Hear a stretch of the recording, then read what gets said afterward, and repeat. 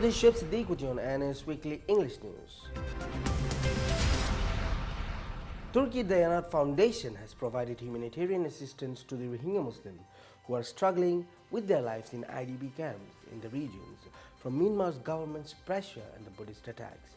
The Turkey Dayanat Foundation teams delivered humanitarian aid to Muslims living in towns of Sitwe in Arakan state, and in the villages they delivered food packages for 2,500 families who live in the region. The representative of the foundation, Mr. Taskin Bumin Aranchi, expressed that the various sanctions and persecution of Muslims in Arakan continues. Arakan is geographically where the persecution is still strictly applied before the eyes of the world. It is painful for our brothers and sisters to become refugees on their own soil. Muslims living in villages are not allowed to go outside the camps. They are completely enclosed by wire loops. In the field of education, in the field of healthcare, and in many other areas, the state does not have facilities for its own citizens. The Turkish Dayanat Foundation has been working since 2011 with the Rohingya people of Arakan.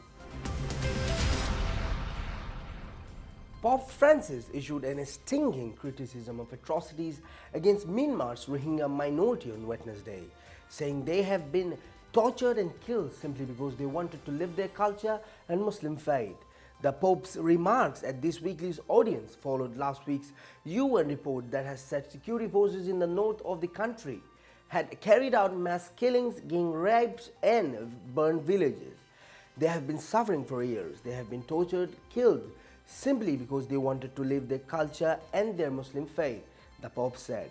They has been thrown out of Myanmar, moved from one place to other because no one wants them. But they are good people, peaceful people. They are not Christian, they are good people. They are our brothers and sisters, he said. After the report was issued last Friday, the United Nations High Commissioner for Human Rights, Zaid Riyad Al Hussein, said Myanmar's leader Aung San Suu Kyi has promised to investigate the allegations. More than 1,000 Rohingya Muslims may have been killed in a Myanmar army crackdown, according to two senior United Nations officials dealing with refugees fleeing the violence, suggesting that that toll has been far greater than previously reported. The officials from two separate UN agencies working in Bangladesh, where nearly 70,000 Rohingya have fled in recent months, said they were concerned the outside world had not fully grasped the severity of crises unfolding in Myanmar's Arakan state. The talk until now has been of hundreds of deaths. This is probably an underestimation. We probably be looking at thousands, said one of the officials, speaking on conditions of anonymity. Both officials in separate interviews ceded the weight of testimony gathered by their agencies from refugees over the past 4 months for concluding that that toll likely exceeding 1,000 people. Myanmar's presidential spokesman Zau Tay said the latest reports from military commanders were that fewer than 100 people have been killed in counterinsurgency operations against Rohingya militias who attacked a border guard police post in October. Asked about the UN's officials' command that the death could more than 1,000, he said their number is much greater than our figures. We have to check on the ground.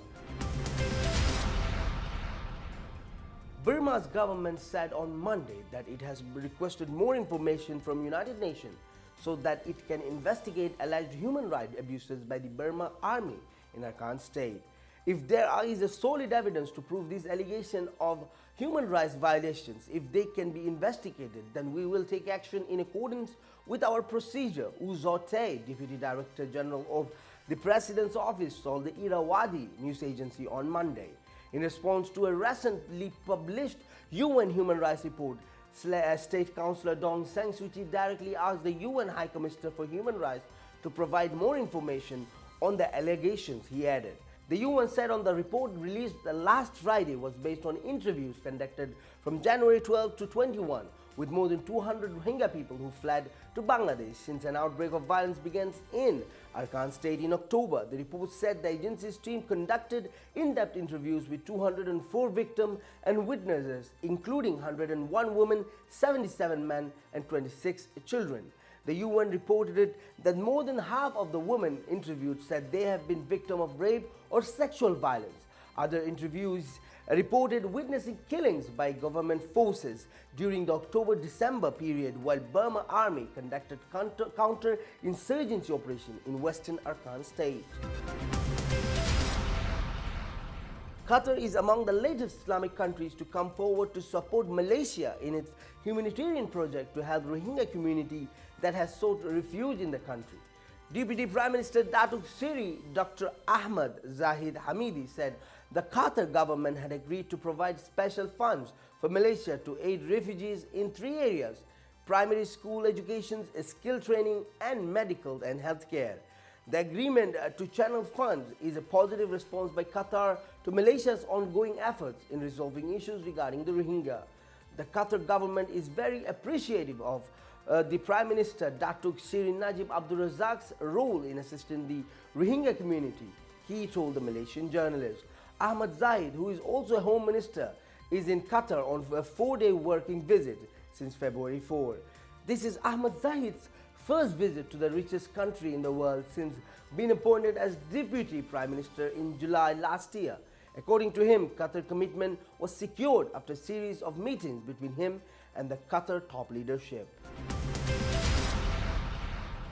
And now to our international segment. Ayatollah Ali Khamenei on Tuesday dismissed the US decision to put Iran on notice over its missile testers and called President Donald Trump the real face of American corruption. In his first speech since Trump's inauguration, Iran's supreme leader called Iranians to take part in demonstration on Friday, the anniversary of Iran's 1979 Islamic Revolution, to show they are not frightened of American threats. We are thankful for Trump for making our life easy as he showed the real face of America, Khamenei told a meeting of military commanders in Tehran, according to his website. Trump responded to a January 29 Iranian missile test by saying Iran is playing with fire and imposed fresh sanctions on individuals and entities, some of them linked to Iran's elite revolutionary guards. The White House said that the missile test was not a direct breach of Iran's 2015 nuclear pact with 6 world powers, that it would violate the spirit of that. When asked about Khamenei's comment on Tuesday, White House spokesman Sean Spicer said Iran must recognize the United Nations is under new leadership. This president is not going to sit by and let Iran flow its violation or apparent violations to joint agreement. Spicer said at a briefing, I think Iran is kidding itself if don't realize new president is in town.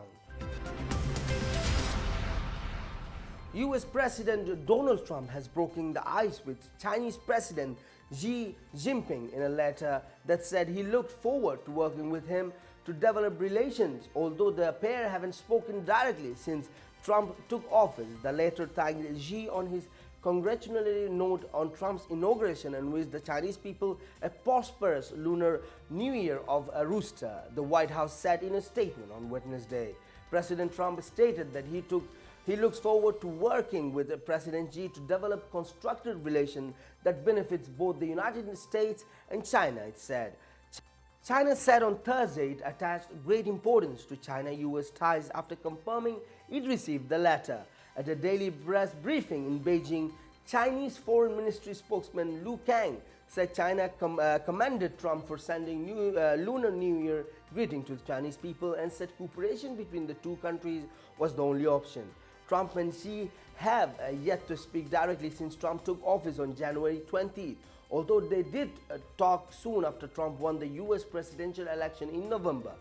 Diplomatic sources in Beijing says China have been nervous about Xi being left humiliated in an event a call with Trump goes wrong, and the details are leaked to the US media. Thank you for watching this show. Hope to see you very soon with more news.